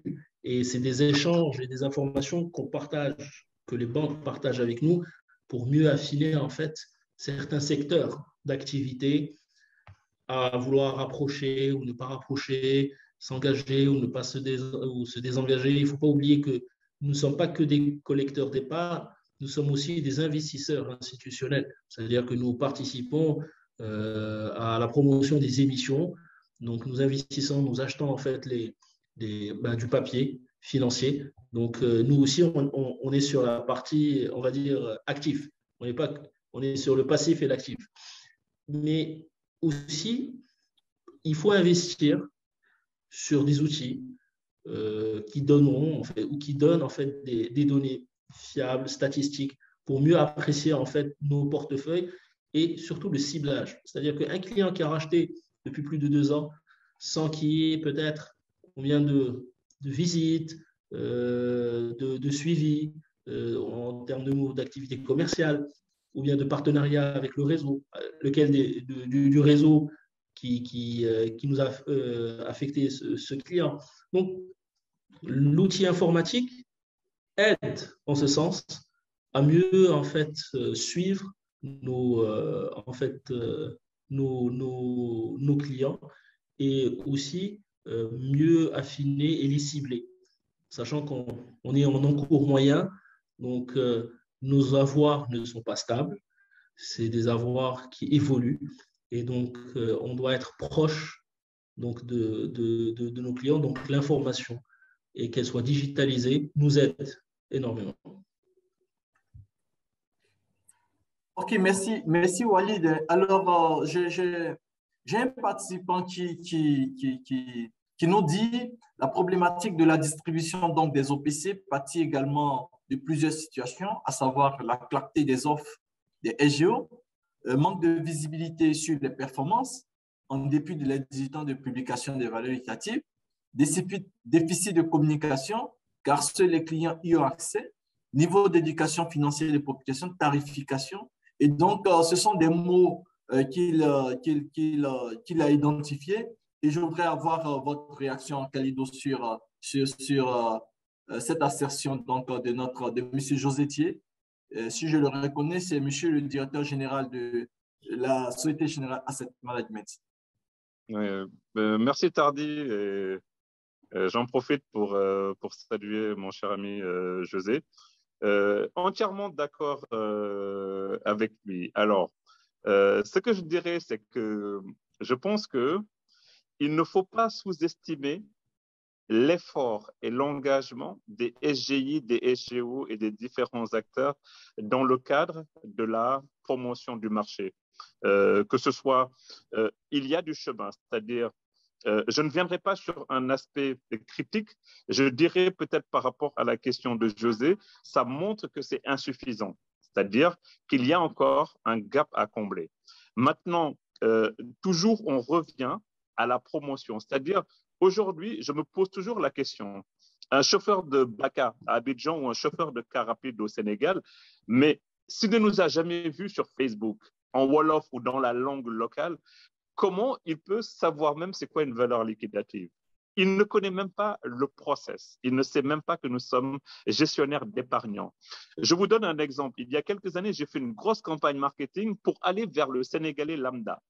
Et ils ne sont jamais venus. J'ai refait un système. J'ai demandé à l'agence marketing de sonder et de voir pourquoi les gens n'ont pas compris. Alors, c'était un message pour le grand public, mais la masse, je cherchais les Sénégalais qui vendent dans les marchés et autres. Et ce qui est ressorti, c'est que pour eux, en fait, la bourse, c'est pour les gens riches. Ça, ce n'est pas de notre faute. Nous avons essayé, nous avons mis un budget colossal là-dessus. Donc, c'est de dire peut-être encore que ce n'est pas la grosse campagne marketing. Et c'est pour ça que le côté digital me plaît, parce qu'on arrive à faire passer, je ne sais pas, des messages sous forme d'animation très, très simples dans la langue locale, en bambara ou en baoulé, pour avoir un taux de pénétration beaucoup plus large. Et l'exemple clair que je peux donner, que nous pouvons réussir, je le prends sur la partie encore money banking. On parlait de taux de bancarisation. Les banques, les compagnies d'assurance, les institutions financières classiques avaient du mal à bancariser les gens. Et aujourd'hui, vous vous rendez compte que juste en 3-4 ans, de petites structures très flexibles ont réussi à mettre dans le téléphone portable de chacun de quoi récupérer de l'argent et de quoi en envoyer. Donc, je dirais les bancariser jusqu'au plus profond peut-être du Burkina Faso ou du Sénégal. Même le berger du Sénégal a un compte, je ne vais pas citer de nom pour ne pas faire de publicité, dans une fintech de monnaie transfert. Vous voyez ce que je veux dire? Donc, c'est pour ça que je vous dis, c'est peut-être une question d'approche, c'est peut-être une question d'innovation. Ils ont réussi, je dirais, à s'adapter à leur environnement, amener le produit pile poil. L'offre, en fait, rencontre pile poil sa demande à ce niveau-là. Et je pense que là, ce sera une réflexion peut-être au niveau de nos associations telles que l'ASGOB, de voir quelle réponse, quel type de produit les gens attendent de nous. L'idée, encore une fois, n'est pas de calquer, même si la bourse nous vient d'autres marchés beaucoup plus matures tels que l'Europe, l'idée n'est pas systématiquement peut-être de calquer les outils de distribution qui existent. Mais encore une fois, je pense qu'il faudra les adapter et voir quel est le bon vecteur, quel est le bon moyen de communication qui permettra d'amener le message jusqu'à la personne. Si c'est organiser une partie de tam-tam dans un quartier et les gens dansent et savent c'est quoi la bourse, il faut y aller. Parce que, et voilà, c'est juste une expérience que je voulais partager avec vous. Un gros budget marketing qui m'a peut-être rien rapporté, mais finalement, j'ai compris que les gens, avant même de communiquer sur les produits, ils avaient besoin d'identifier c'est quoi peut-être un fonds commun de placement. Pour eux, un fonds commun de placement, c'est pour un riche. Pour eux, peut-être entrer dans une banque, il faut avoir des habits propres, avoir un costume cravate avant de passer la porte de CGF. Or, ce n'est pas le cas. la valeur liquidative de base de souscription souvent des fonds communs de placement, que ce soit chez José, chez Walid ou chez Eliane, peut-être qu'elle est de 1 000 francs ou au maximum de 10 000 francs. Ce qui veut dire qu'on ne cherche pas des gens typiquement riches. Donc, José, moi, je dirais, alors, je ne dirais pas qu'on est has-been, hein, parce qu'on est dans cette génération, mais si on n'arrive pas à impulser de cette façon, adapter notre offre de produits et nos campagnes marketing au mindset de nos populations, il faudra des gens plus jeunes pour nous accompagner et réussir à le faire. Donc, Tardy, moi c'est ma position. Je me dis, si on n'y arrive pas, c'est parce que nous ne sommes pas alignés. C'est-à-dire que nous n'avons pas compris peut-être de quoi les autres ont besoin. Et une deuxième expérience, c'est ce qui nous a amené à augmenter le nombre de nos fonds communs de placement avec des noms beaucoup plus évocateurs que de dire fonds obligataires ou fonds actions. Non, on va aller vers une mentalité. Demain, peut-être un fonds qui va s'appeler Tontine parlera à des femmes de l'Afrique de l'Ouest. Un fonds, voilà. Donc, il faut arriver à innover. Merci, voilà. Merci Khalidou. Merci Khalidou. Il ne nous reste pas beaucoup de temps. C'est vrai que j'ai évoqué la question, la préoccupation de José. En fait, ça rentrait dans le cadre de mes questions que je devrais vous poser. On va aborder rapidement avec vous, si vous permettez, une toute dernière question, 2 dernières questions avant de pouvoir échanger avec le public. Là, je vois actuellement 3 questions. Donc, on se dit, on a 20 minutes encore. Alors, dites-moi, effectivement, on a évoqué la question d'adaptation de l'offre de service aux besoins, de sorte à ce que le besoin coïncide, du moins l'offre de service puisse coïncider avec ce besoin, comme tu le disais. Mais on a souvent évoqué la question de la culture boursière, la culture financière donc, de nos épargnants, comme une faiblesse, une réelle faiblesse de notre marché. Alors, pour vous, comment améliorer, quelles sont les actions à mettre en œuvre pour pouvoir améliorer cette culture boursière? Je vais laisser la parole à Eliane. Alors, sur la culture financière, je pense aussi que c'est une question de s'adapter à notre environnement. Comme disait Khalidou tout à l'heure, on a une démographie particulière, on a une approche, on a des niveaux d'éducation qui sont propres à notre zone. Je prends l'exemple de la Côte d'Ivoire, on a un niveau d'alphabétisation de 50%, donc les messages qu'on doit faire passer ne seront pas les messages qu'on fait passer dans des zones où on a un taux d'alphabétisation qui est beaucoup plus élevé. On doit s'adapter au fait que tout le monde ne parle pas le français, tout le monde n'est pas urbain, et passer le message, mais tout le monde comprend quand même que quand on prépare, quand on vit, on a des cycles de vie, on va arriver à un moment où il faut faire la retraite, on ne pourra plus travailler, on ne pourra plus aller au champ quand on est agriculteur. On va avoir un moment où il faut penser à l'école des enfants, on va avoir un moment où il faut penser à organiser certains projets de vie. Et donc, ce message-là, les gens le comprennent. Maintenant, il faut arriver à leur expliquer que pour y arriver, voici les outils qui sont présentés. On parlait de mobile money tout à l'heure. À un moment donné, les gens, on a regardé, on a vu que les gens ont besoin d'encaisser leur argent. Ils ont besoin d'être payés. On envoie souvent de l'argent, on passe par divers canaux en expliquant que ces outils-là permettent de gagner du temps et sont très accessibles. On a réussi à capter de nouveaux clients. Donc, pour moi, cette culture financière, elle doit être diffusée en tenant compte de la population. On a également toutes les plateformes qui existent, encore une fois, par les réseaux sociaux. On voit l'émergence d'applications dédiées à la culture financière, des applications qui sont dans des langues locales, qui parlent à des personnes qui ne savent pas forcément lire, mais qui pourront, parce qu'ils auront prononcé le mot, pouvoir entendre la définition dans leur langue et puis comprendre ce qu'on est en train de leur expliquer. On peut aussi développer la culture financière dans nos systèmes d'éducation. Aujourd'hui, les gens grandissent sans forcément qu'on leur explique comment on gère un budget, qu'on leur explique qu'un jour, ils auront besoin de mettre de l'argent de côté. On traverse toute l'école. Peut-être que c'est quand ils vont choisir sciences économiques qu'ils vont comprendre ces questions d'épargne et d'investissement. Mais je pense qu'à l'image de ce qu'on peut voir dans certains pays anglo-saxons, il faut former les enfants dès le plus jeune âge, sans forcément faire de l'argent un but absolu, mais en tout cas leur expliquer depuis qu'ils sont tout petits que l'argent c'est un moyen et que quand on sait le gérer, on peut sortir de la pauvreté, on peut aller vers on peut construire une certaine stabilité dans sa situation personnelle. Et je pense qu'il y a plusieurs outils. Il y a des jeux qui s'adressent aux catégories de population. Il y a les initiatives qu'on peut voir aussi aujourd'hui sur notre zone, comme les jeux de simulation boursière.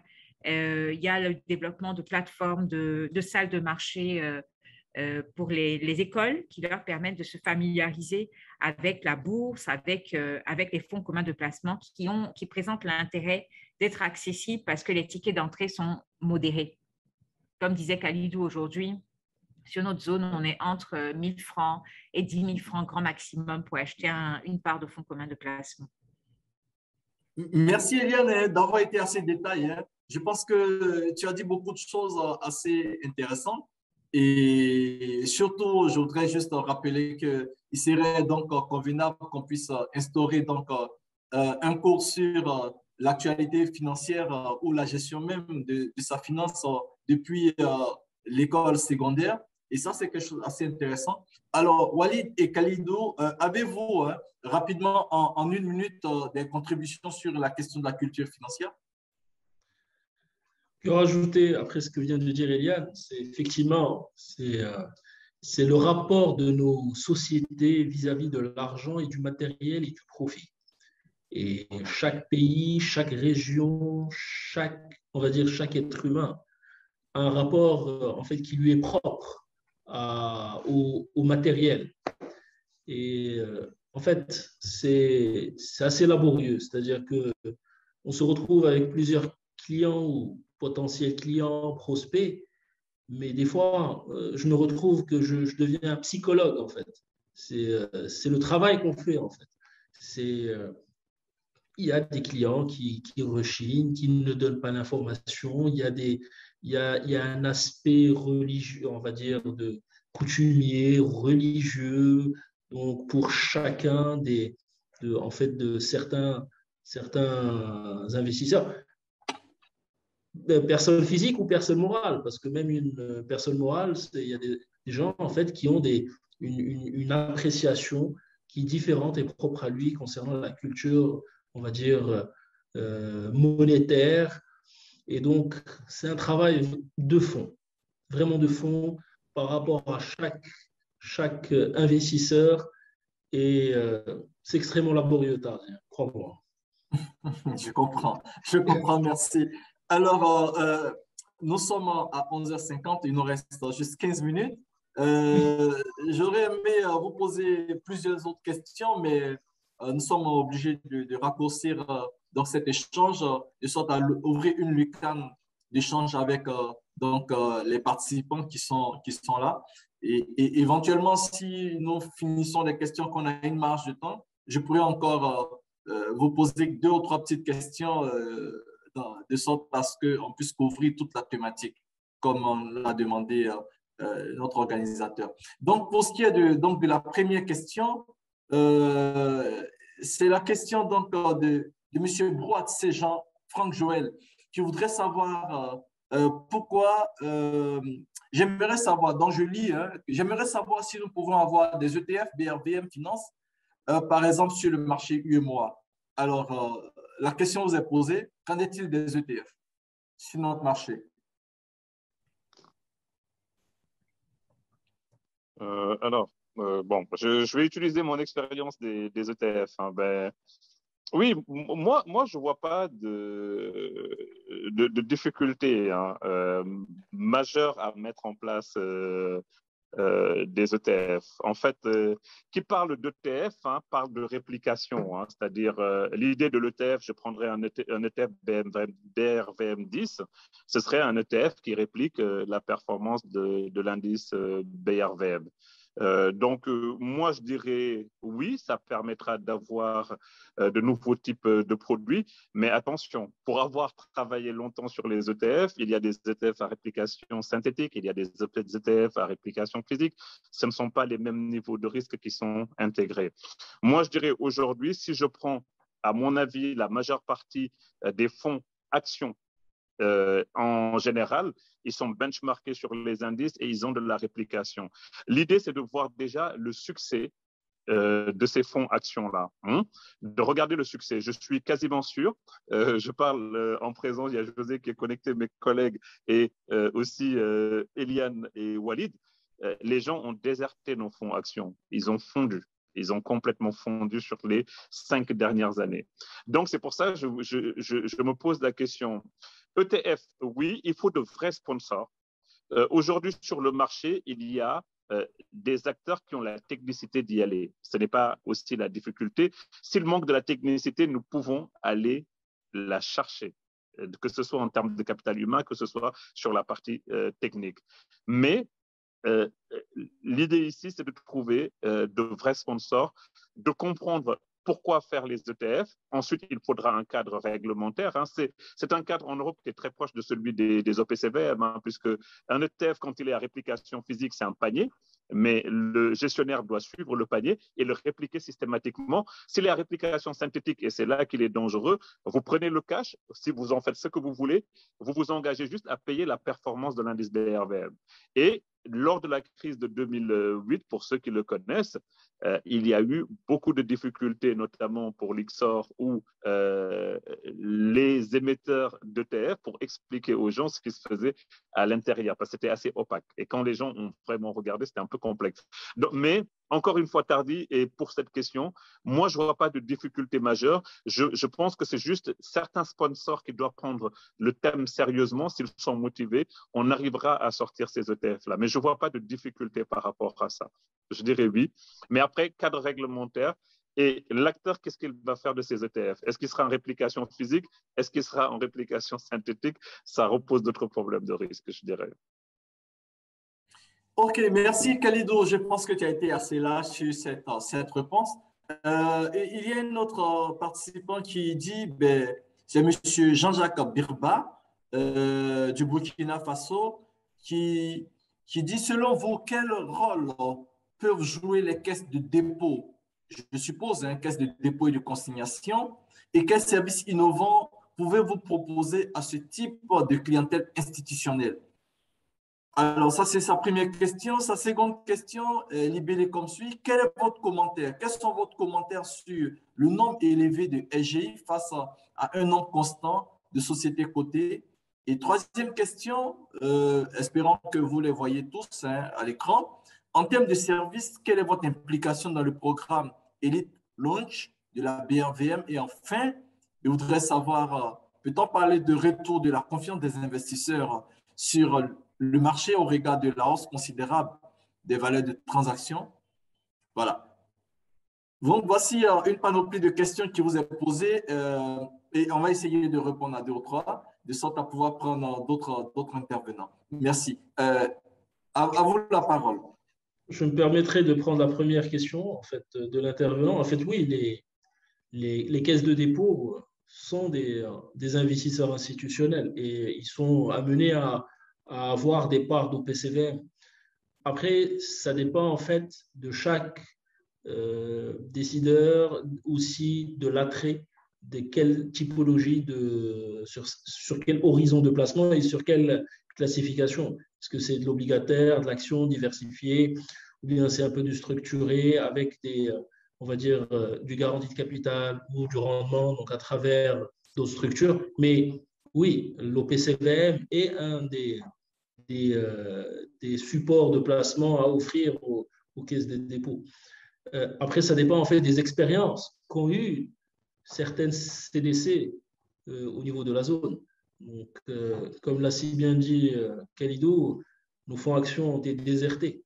Donc, forcément, certains investisseurs se sont abattus sur l'obligataire qui n'est pas aussi, on va dire, l'avantage de certains avantages par rapport à l'investissement direct, mais ça reste toujours des solutions en fait d'appoint extrêmement intéressantes pour ce genre de clientèle. Ok, merci. D'autres contributions par rapport aux différentes questions de notre ami du Burkina Faso? Tardy, les questions sont intéressantes, mais c'est vrai que pour qu'on puisse répondre aussi aux questions liées au thème du panel, peut-être qu'on peut les orienter sur le thème du panel et puis répondre aussi aux autres questions qui restent en suspens en raison du faible délai qui reste. Mais parce que le nombre élevé de SGI face au nombre constant de sociétés cotées, c'est un sujet qu'on peut aborder dans d'autres tribunes. Mais ce qu'on peut noter comme intéressant aujourd'hui et comme catalyseur pour l'activité des sociétés de gestion, c'est surtout le retour de la confiance parce que les transactions, on observe une augmentation du volume de transactions de nouveau. On observe une tendance haussière de la BRVM et donc ce sont des facteurs qui vont nous aider dans nos discours auprès de la clientèle. On parlait de ça au début du panel. On vient de vivre 5 années très difficiles avec nos clients, avec nos prospects. Je pense que de nouveau, on pourra montrer qu'en bourse, ce sont des cycles. Et donc, les moments de creux sont plutôt des opportunités pour commencer à se constituer des portefeuilles parce qu'un jour ou l'autre, on revient dans des moments de pic. Et là, on amorce des pics. Et donc, pour un investisseur, c'est le moment de prendre le train de la reprise. C'est ce que je peux dire pour répondre à M. Birba. Ok, merci beaucoup, Eliane, pour ta précision. Et j'aurais aimé faire quelques ajouts, mais bon, je ne suis que le modérateur. Donc, rapidement sur la question relative, je voudrais qu'on revienne sur une très belle question qui a été posée par un participant. Il s'agit donc, petite question, donc pour des populations qui sont peu éduquées, comment arriver à convaincre d'investir dans un fonds qui rapporte 5% face à des maisons de placement en guillemets, ou autres schémas qui proposent des rendements assez attrayants de l'ordre de 30%. Quelle stratégie, y compris comment le CREFMEF pourrait aborder cette préoccupation? Tardy, si je peux me permettre, je prendrai une partie de cette question, si les panélistes me le permettent. En fait, je vais amener un mot, deux mots très forts. Alors, les populations éduquées, l'éducation ne s'oppose pas à l'intelligence, nous sommes d'accord. Donc, peut-être que les populations ne sont pas éduquées, dans le sens, on parle d'éducation à la française, mais ils sont éduqués dans une autre culture aussi, et dans une autre science, en fait. Nous avons nos propres éducations. Tout à l'heure, je reviens toujours de faire attention à ce point-là. Donc, ces populations, moi, je dirais que toutes les populations, dans ce cas, sont éduquées. Il faudra juste arriver à leur expliquer le processus d'épargne. Je me suis rendu compte que dans beaucoup de cultures paysannes, il y a toute cette partie de transmission. Il y a toute cette partie, quand quelqu'un a son champ, il essaye de le rentabiliser et le transmettre à ses enfants. Donc, les populations, dans la culture aussi paysanne, les bergers, chez les Peuls, par exemple, dont je suis issu, quand on est enfant, on nous offre toujours une brebis et la brebis va faire des petits. Donc, les gens sont capables de comprendre ce que nous faisons en termes de… Maintenant, comme je le disais, aujourd'hui, peut-être on a l'opportunité de faire des animations en langue locale et il faudra, dans les processus peut-être de souscription-rachat, leur faciliter le cheminement, mais ils le comprennent. Parce qu'aujourd'hui, si quelqu'un peut utiliser Orange Money en faisant dièse quelque chose, c'est qu'il peut faire dièse quelque chose et souscrire à un fonds commun de placement s'il l'a bien compris. Il faut juste que ce soit très, très simple. Donc, pour moi, ce n'est pas un blocage, c'est juste une adaptation, comme Eliane l'avait repris tout à l'heure, une adaptation de nos processus par rapport à l'éducation, je dirais, locale que les gens ont reçue. Maintenant, en ce qui concerne le rendement, pour un financier pur que je suis, dans le MEDAF, le rendement veut dire risque. Donc, si quelqu'un me dit qu'il a fait un rendement de 30%, il a dû prendre un risque très, très élevé, je dirais. Même sur la partie agricole, c'est un risque qui n'est pas linéaire, c'est un risque qui est beaucoup plus haut. Dépend des saisons, les risques sur matières premières ou les risques agricoles sont beaucoup plus élevés même que des risques sur les marchés financiers qui sont beaucoup plus linéaires et gérables, en fait. Et vous savez même que dans la réglementation, vous êtes obligé d'utiliser des méthodes de value at risque parce que vous ne pouvez pas ce sont des méthodes plutôt statistiques qui vous permettent, avec des hypothèses, de canaliser ce genre de risque. Donc, je dirais de faire attention. Moi, depuis que je suis sur ce marché, au début, je suis arrivé sur ce marché en 2016, c'était une période où le marché action avait fini très, très élevé, des années à 20%. Les gens arrivaient à collecter et ça m'étonnait parce qu'ils vendaient du rendement. Nous ne sommes pas, en tant qu'asset manager, des vendeurs de rendement. Nous sommes des vendeurs de produits d'épargne. Notre objectif c'est de fournir des rendements peut-être élevés, mais corrects à nos clients. Mais c'est d'abord susciter en eux cette envie d'épargner. Comme disait Eliane tout à l'heure, c'est notre premier niveau. Le deuxième niveau, c'est de leur fournir un rendement correct en face d'un risque correct. Mon objectif n'est pas de mettre 100% de l'argent d'un client pour qu'il aille gagner 50% sur le marché des actions et être monoligne. Ce n'est pas la philosophie de l'asset management, puisque quand on parle de fonds communs de placement, nous parlons de panier de titres. Et quand nous parlons de panier de titres, notre objectif est de cristalliser le risque, le diversifier, ne pas mettre tous les œufs dans le même panier. Donc, moi, je dirais de faire attention à ce point-là. Et de ne pas nous tromper de discours sur ce point-là. Les gens donnent de l'argent à des banques, alors que les banques leur proposent peut-être des rendements pour 1 000 francs à même pas 2%. Pourtant, les banques sont remplies d'argent. Les gens donnent de l'argent à des outils de monnaie de transfert, alors qu'ils payent 10% quand ils font le transfert. Ils sont prêts à perdre 10% à l'entrée et à la sortie. Donc, je dirais que, en tout cas, moi, en tant qu'asset manager, je ne souhaite pas que nous allions vers une surenchère en termes de rendement pour attirer les clients, parce que ce serait trop facile pour nous. Si on dit, OK, le marché de la BRVM a fait 30%, venez nous donner votre argent l'année prochaine, nous le ferons, tout le monde viendra.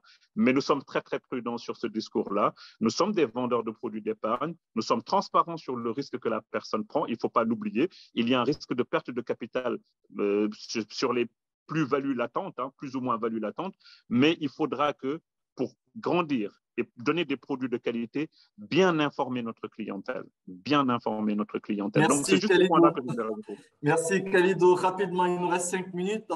Et donc, je retiens de ton intervention que l'asset management, ce n'est pas la gestion de la performance, mais il faut aussi ajouter le respect de la politique d'information, de la politique d'investissement qui est indiquée dans la note d'information, les perspectives des fonds. Merci beaucoup. Alors, rapidement, une dernière question et vous donnerez ensuite votre mot de clôture.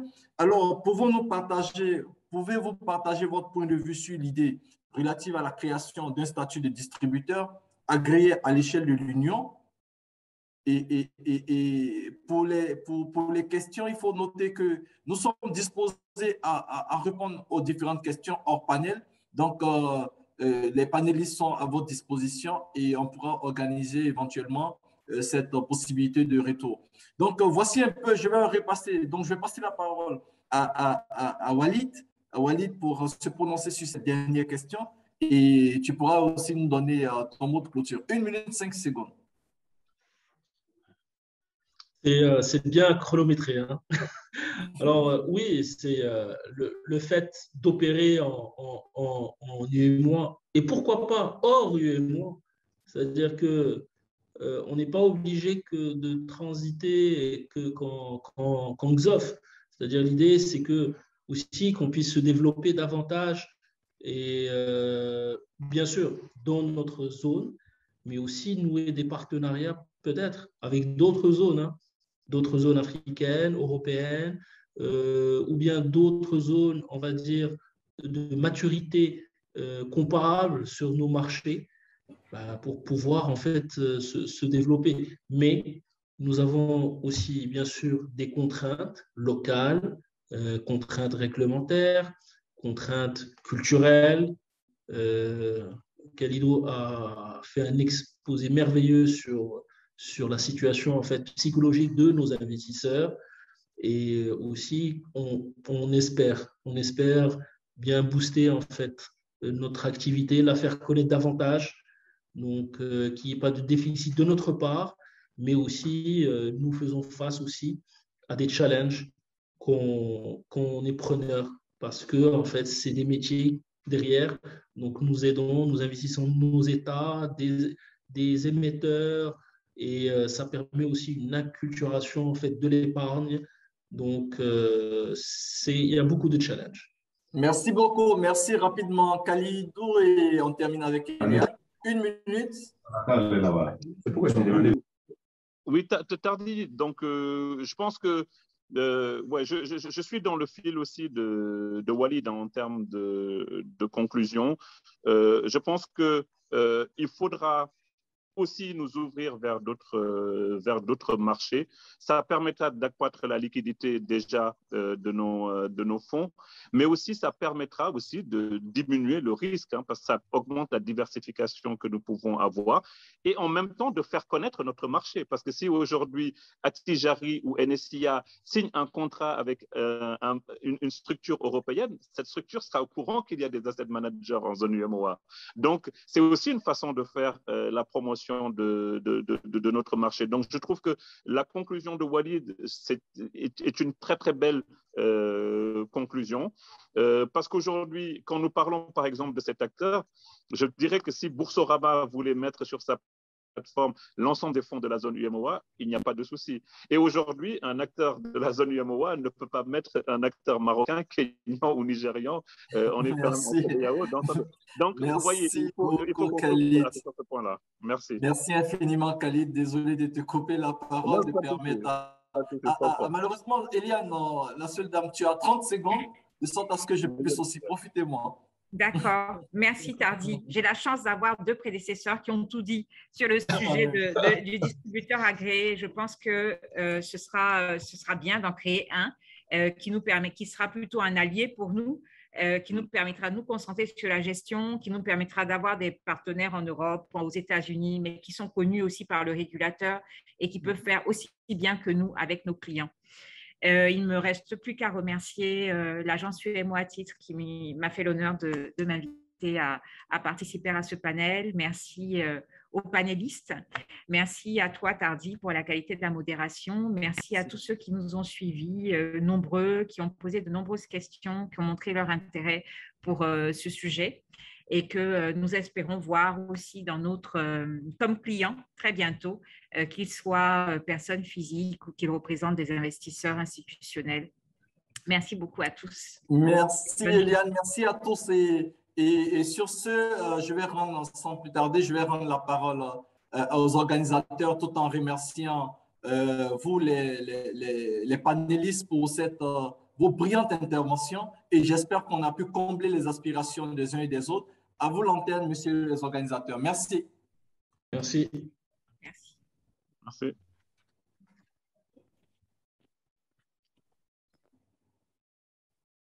Nous remercions, mesdames, messieurs les panélistes, pour leur captivante intervention au cours de cette session portant sur la gestion de portefeuille au service de la distribution, enjeux et perspectives en zone UEMOA. Dans vos échanges, vous êtes largement revenus sur, entre autres points, la situation du marché de l'intermédiation financière dans la zone UEMOA, les organismes de placement collectif en valeur mobilière, la place du digital dans la gestion de portefeuille, non sans oublier donc la question réglementaire qui a été également abordée. Merci encore une fois pour vos riches contributions.